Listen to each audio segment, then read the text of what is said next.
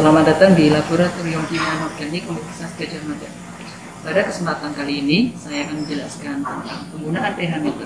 Di antaranya yaitu kalibrasi, dan yang kedua adalah pengukuran sampel.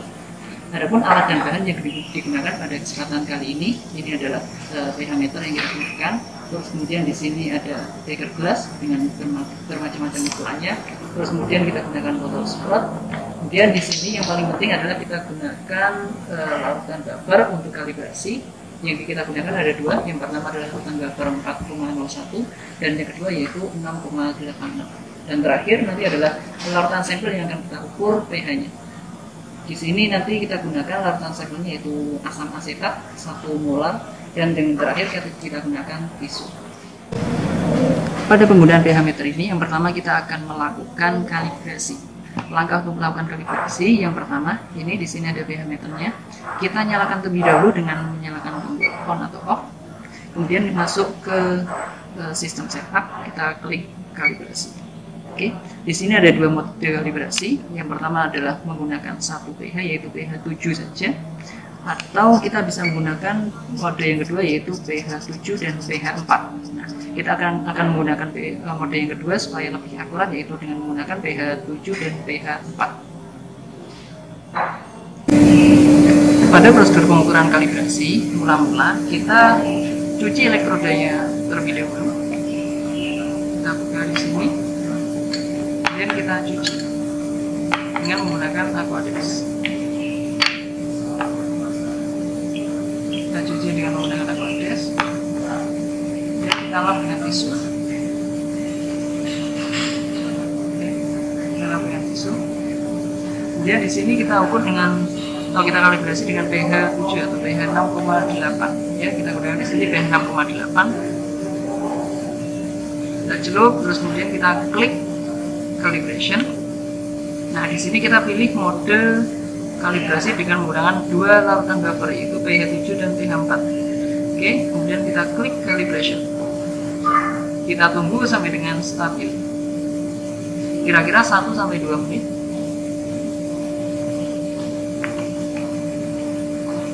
Oke, kita tunggu sampai dengan stabil di sini. Sudah stabil yaitu menunjukkan 6,850. Selanjutnya kita cuci kembali elektrodanya dan kita ukur dengan pH 4. Kita cuci di sini. Oke, sudah kita cuci. Kemudian kita lap dengan tisu kembali. Ya. Kemudian ini kita gunakan pH 4. Kita celup sampai elektrodanya tercelup. Kemudian kita klik calibration lagi. Oke, di sini kita kalibrasi dengan pH 4. Kita tunggu 1 sampai 2 menit sampai dengan stabil.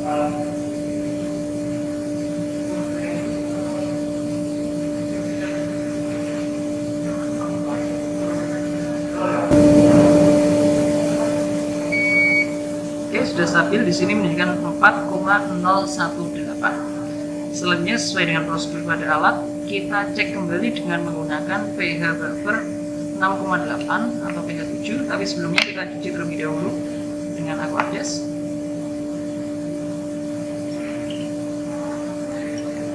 Setelah kita cuci, kemudian kita lap dengan tisu kembali. Oke, kita celup kembali dengan pH 7 pH 6,8 ya. Kali ini pencelupannya sebanyak 5 kali. Pengukurannya dilakukan sebanyak 5 kali. Kita klik yang pertama.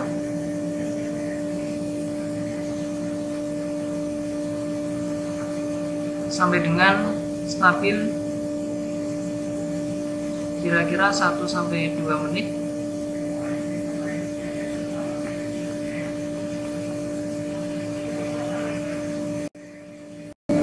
Oke, setelah itu ini pengukuran yang pertama. Kita cek lagi, kita klik untuk kedua kalinya atau kita ukur kedua kalinya untuk pH 7.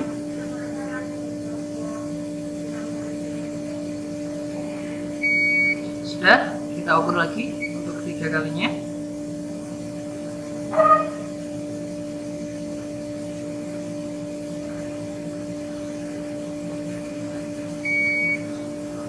kita ukur kembali untuk keempat kali.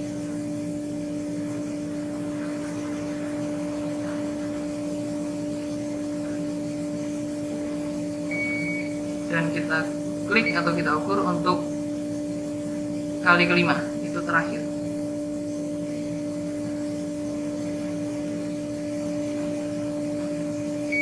Oke. Nah, di sini pengecekan kalibrasi sudah selesai dan didapatkan hasil kalibrasi, bisa ditunjukkan di sini di layar, yaitu terus kemudian pada pH 4 didapatkan pH 4,01 dengan kondisi yang lain seperti kondisi suhu dan kondisi yang lainnya di sini sudah terukur. Nah, inilah prosedur kalibrasi menggunakan alat pH. Selanjutnya kita akan melakukan prosedur pengukuran sampel. Prosedur pengukuran sampel, sebelumnya kita cuci terlebih dahulu elektrodanya menggunakan aquades kembali, kemudian kita lap dengan tisu. Setelah itu larutan sampel yang kita gunakan di sini adalah asam asetat 1 molar. Kita celupkan elektrodanya. Setelah itu kita klik measure.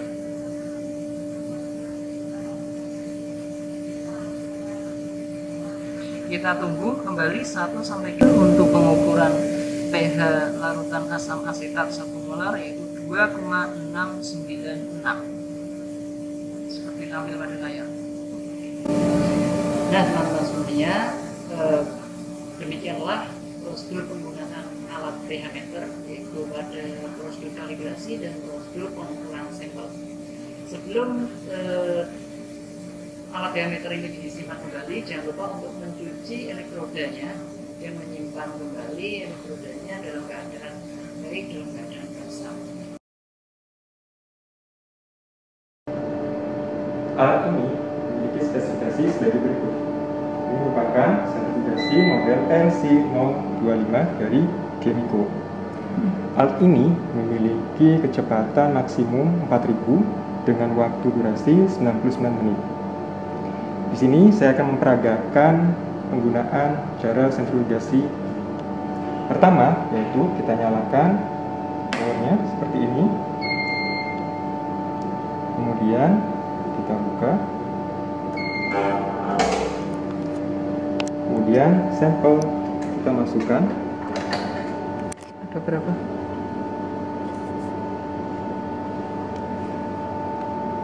Perlu diketahui bahwa penempatan sampel haruslah saling berlawanan.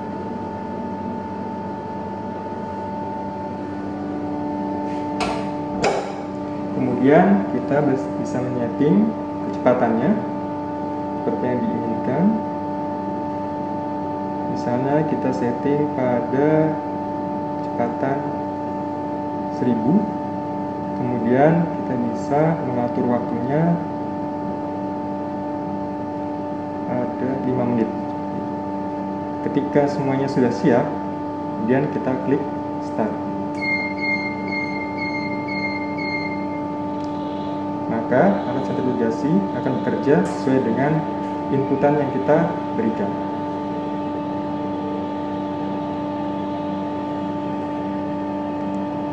Setelah waktu operasinya berakhir, kita tunggu.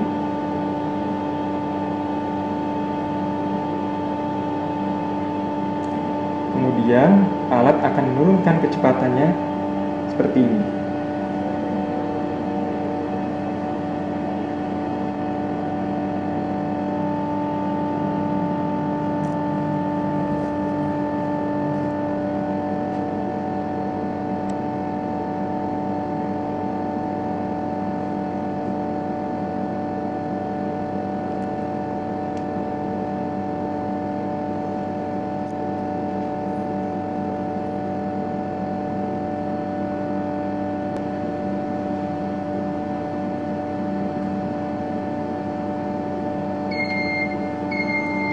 Setelah semuanya berada dalam keadaan 0, baik kecepatan dan waktunya, kemudian kita buka tutup dari alat ini.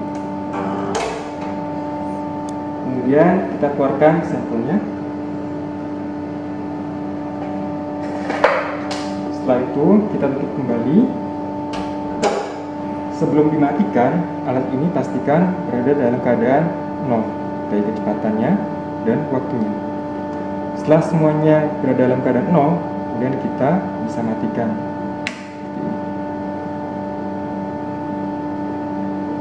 Berikut penjelasan singkat dari penggunaan alat sentrifugasi.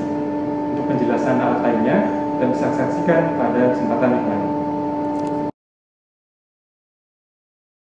Selamat datang di Laboratorium Kimia Anorganik. Di sini saya akan menjelaskan alat spektrofotometer UV vis. Tipe alatnya yaitu Genesis 10S UV Spektrofotometer, produk dari Thermo Scientific. Nah, selanjutnya, alat dan bahan yang perlu dipersiapkan sebelum analisis menggunakan spektro UV vis adalah larutan standar, larutan sampel, kuvet, dan aquades. Setelah mempersiapkan semua alat dan bahannya, maka langkah pertama yang kita lakukan terlebih dahulu adalah menghidupkan alat spektrofotometer UV vis.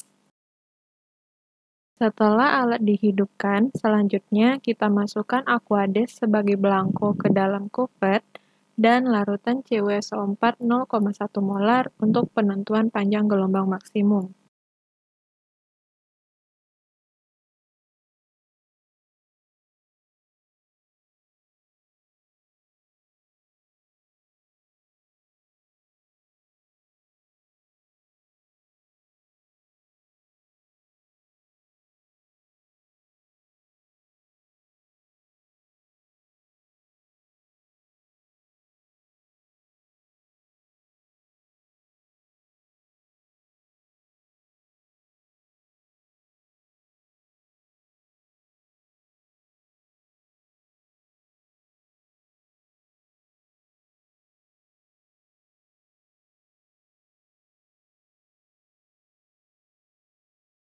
Selanjutnya, pada layar komputer kita tulis rentang panjang gelombang CU dari 250 sampai 300 nanometer, lalu klik Measure.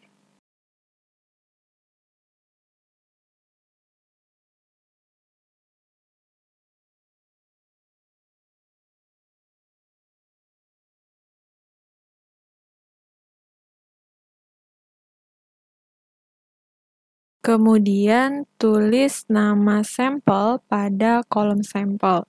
Misalnya CuSO4 0,1 molar. Kemudian klik Measure dan tunggu sampai proses analisis selesai. Setelah proses analisis selesai, klik Cancel, terus pilih Auto Scale dan lihat panjang gelombang maksimum. Nah, di sini panjang gelombang maksimum berada di panjang gelombang 289 nanometer. Setelah kita tentukan panjang gelombang maksimum, selanjutnya kita buat kurva standar dari deret standar CuSO4. Larutan dimasukkan ke dalam kuvet, lalu dimasukkan ke dalam chamber UV vis sesuai urutan nomornya.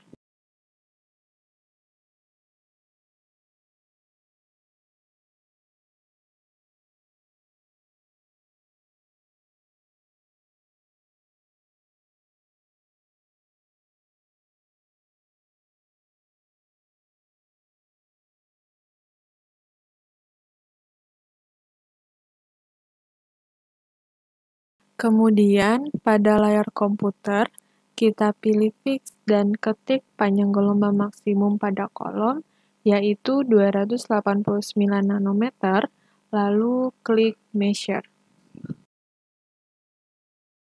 Tunggu sampai proses selesai.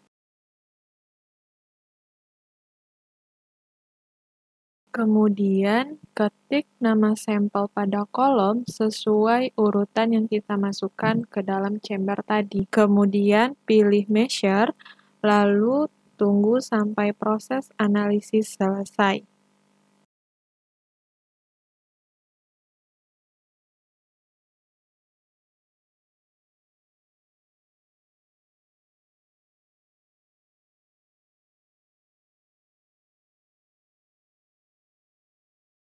Nah, ini merupakan nilai absorbansi dari masing-masing deret standar tadi.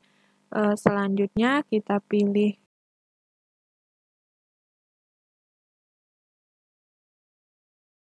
setelah selesai penentuan kurva standar, selanjutnya kita keluarkan kuvet dari chamber, lalu masukkan kuvet sampel ke dalam chamber untuk dianalisis selanjutnya.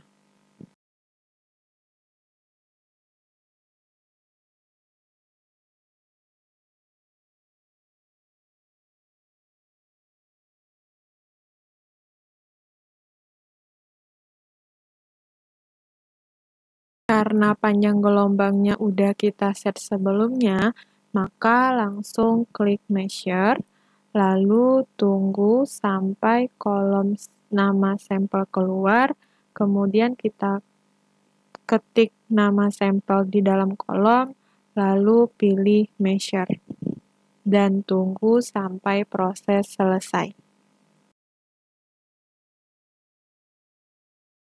Setelah proses analisis selesai, maka akan keluar nilai absorbansi pada panjang gelombang, di mana nilai absorbansi ini akan kita gunakan untuk menghitung berapa konsentrasi Cu di dalam sampel. Demikian cara penggunaan spektrofotometer UV vis yang sering kita gunakan untuk menentukan konsentrasi senyawa dalam sampel. Terima kasih. Nah, saya kembali lagi akan menjelaskan salah satu alat yang dimiliki oleh laboratorium kimia organik. Kali ini alat ini adalah alat ultrasonik atau yang biasa digunakan untuk sonikasi. Alat ultrasonikator ini biasanya digunakan oleh teman-teman di laboratorium kimia organik untuk memungkinkan sampel yang dimiliki. Di sini memiliki senar sonikasi, bisa waktu sonikasinya diatur sampai dengan 60 menit. Nah, dalam proses sonikasi ini biasanya timbul juga panas di dalam batch ini. Jadi ada berbagai macam alat sonikator ya, tapi yang dimiliki di laboratorium ini adalah yang water batch ya. Di sini jadi mari akan saya berikan spesifikasi alat di sini. Di sini ini biasanya diisi menggunakan air ya, air. Kemudian sampel yang dimiliki oleh rekan-rekan sini, contohnya saya memiliki sampel, biasanya kita rendam di sini sampai dengan seluruh sampelnya itu, seluruh biasanya larutannya itu terendam. Apabila kekurangan air, biasanya ditambahkan air terlebih dahulu. Nah, saya tunjukkan cara penggunaannya. Di sini ada tombol on dan off. Sebelum kita pakai, kita nyalakan terlebih dahulu. Nah, sudah. Kemudian ini kita setting berapa waktu yang kita inginkan untuk sonikasi. Misalnya di sini kita setting selama 10 menit.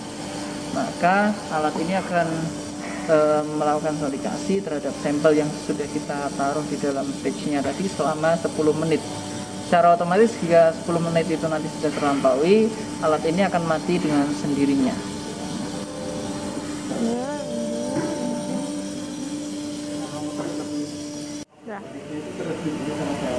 Nah, demikianlah penjelasan singkat bagaimana cara penggunaan alat sonikasi. Semoga penjelasan singkat ini dapat bermanfaat untuk rekan-rekan semua.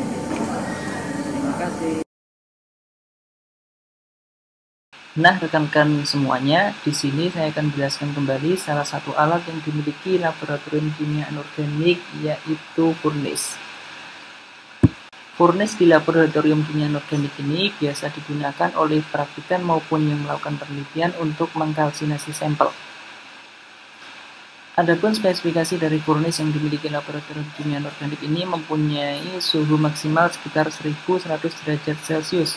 Namun untuk menjaga agar furnace dapat berfungsi dengan baik, rekan-rekan praktikan maupun rekan-rekan yang melakukan penelitian ini tidak menggunakan furnace ini dengan menaikkannya secara spontan, tapi secara berkala, supaya furnace ini tetap awet dan Nah, saya tunjukkan, mari lebih dekat furnace yang dimiliki oleh laboratorium kimia organik. Pada bagian kanan ini digunakan untuk menyalakan furnace ya, dengan cara memutar dari kanan menuju ke kiri. Di sini ada 8 skala dari 1 sampai dengan 8. Nah, lampu ini menunjukkan bahwa furnace ini telah menyala. Kemudian pada bagian kiri ini bisa dilihat di sini menunjukkan suhu yang ada di dalam ruangan furnace. Suhunya ini dari 0 sampai suhu maksimal yaitu 1100 derajat Celcius. Sehingga menginginkan suhu 1100 derajat Celcius, maka rekan-rekan praktikan harus menaikkan suhu ini secara berkala dari 0, kemudian 1, 2, 3, dan seterusnya sampai pada suhu high bar atau suhu maksimum 1100 derajat Celcius. Kemudian pada bagian dalam ini, sampel rekan-rekan praktikan jika sudah siap digunakan atau ditaruh dalam krus, ini bisa diletakkan di dalam furnace ini. Nah, kemudian jangan lupa menutup secara rapat ya. Pastikan sudah klik, sudah rapat. Kemudian jika sudah ditutup dengan rapat, bisa digunakan furnace-nya sampai dengan suhu yang diinginkan dan waktunya. Halo, selamat datang di Laboratorium Kimia Organik. Di sini saya akan menjelaskan alat yang digunakan oleh Laboratorium Kimia Organik. Di sini kita akan melihat ada 2 reaktor atau fotoreaktor. Yang pertama yang ada di sebelah kiri saya adalah fotoreaktor visible atau tampak. Kemudian yang di sebelah kanan saya merupakan fotoreaktor UV. Berikut merupakan bagian vital dari fotoreaktor visible. Dapat lihat di sini pada fotoreaktor visible kita menggunakan satu LED Philips 12 sebagai sumber cahaya tampak dan ada siren. Pada fotoreaktor UV kita akan melihat lebih ke bagian dalamnya. Dapat lihat di sini pada fotoreaktor UV kita menggunakan sumber UV sebagai sumber cahayanya. Kita juga memiliki siren dan sumber UV juga dapat sama seperti lampu seperti ini.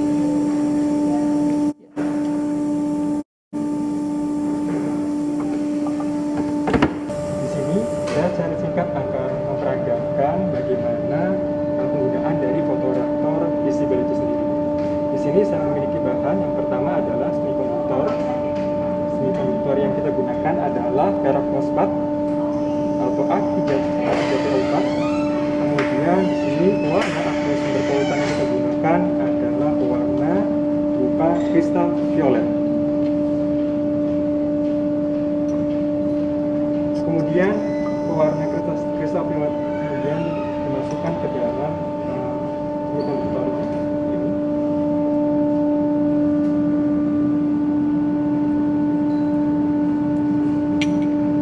Campuran substansi kemudian kita masukkan ke dalam fotoreaktor.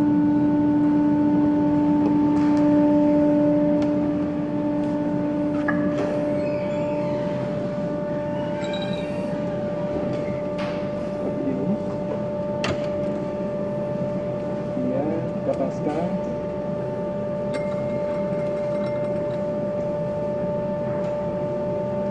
Seperti ini.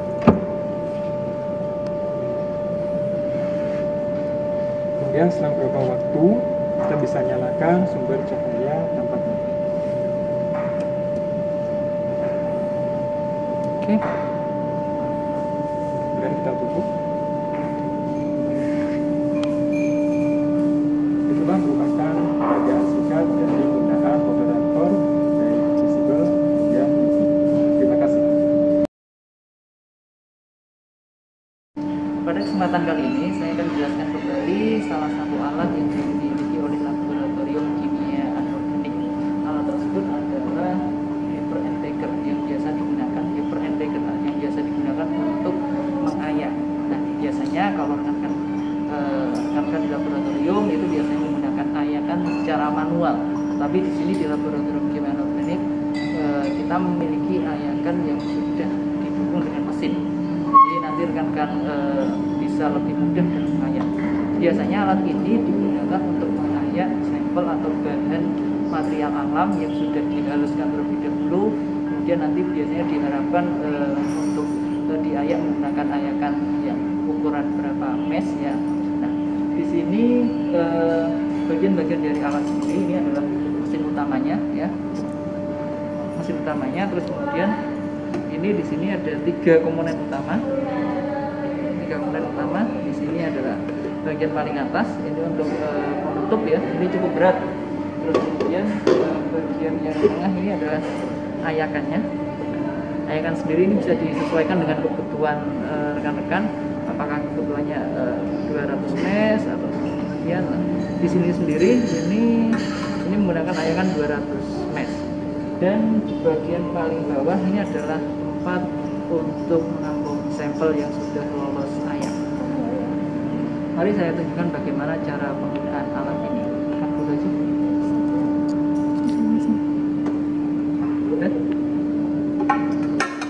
Udah. Udah mulai? Oke. Ya. Cara penggunaan alat ini mula-mula rekan-rekan bisa menyusun 3 bagian atau 3 komponen utama dari alat ini. Ini dari bagian yang pertama tadi untuk ada sampel yang saya, ini ayakannya, dan bagian penutup. Sampel dari rekan-rekan semuanya bisa diletakkan pada bagian ayakan di sini ya. Di sini saya sengaja tidak menaruh sampelnya. Nah, kemudian rekan-rekan bisa menaikkan ini dulu, kemudian memasukkan ini rekan.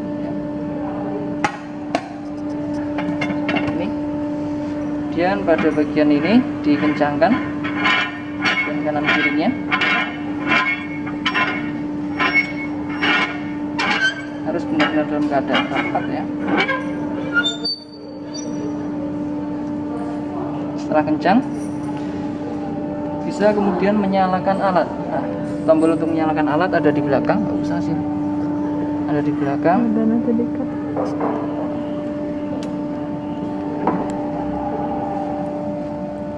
Dulu nggak? Nggak langsung aja. Nah, setelah alat sudah disusun, kemudian di sini ada beberapa menu yang bisa dipilih oleh rekan-rekan semuanya.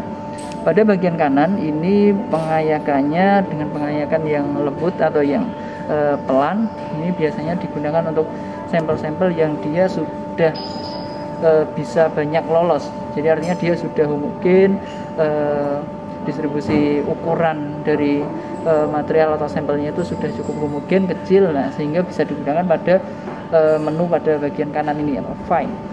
Kemudian kalau rekan-rekan memiliki sampel yang distribusinya masih kurang homogen, rekan-rekan bisa menggunakan pada menu bagian kiri ya, coarse. Jadi ini pengayakannya tidak lebih lembut, jadi sangat kasar atau sangat berat. Nah, di sini saya pilih pada bagian kanan ya. Di sini kita atur waktunya terlebih dahulu.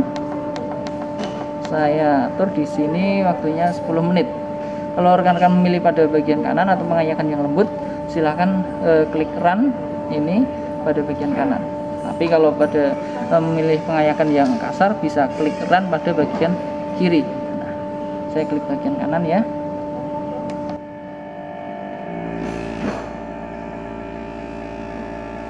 Nah, bisa tunjukin muter-muter.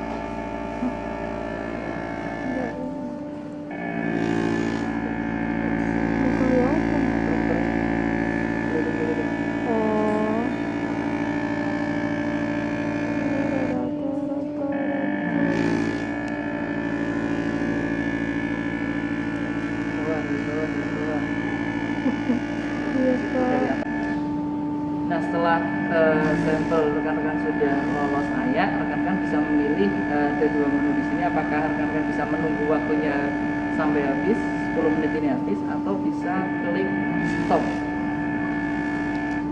Jika klik stop, otomatis alat akan berhenti mengayak. Kemudian kita bisa ambil, kita copot terlebih dahulu. Kita endorkan pada bagian kanan dan kirinya. Ya sudah, kemudian kita ambil.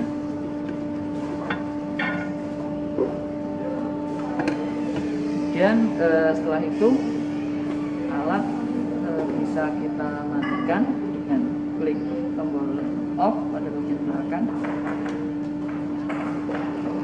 Ini sudah off, sudah mati.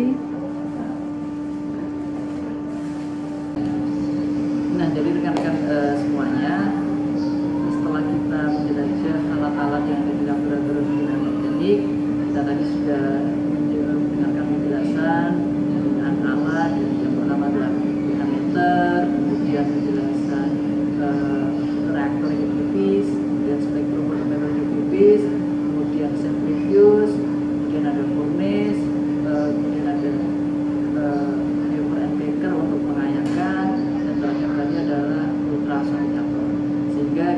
sampailah pada ujung pertemuan kali ini, ujung penjelasan kali ini. Semoga penjelasan singkat dari laboratorium kimia inorganik dapat bermanfaat dan dapat diterima baik oleh rekan-rekan semuanya. Sekian dari saya, sampai jumpa.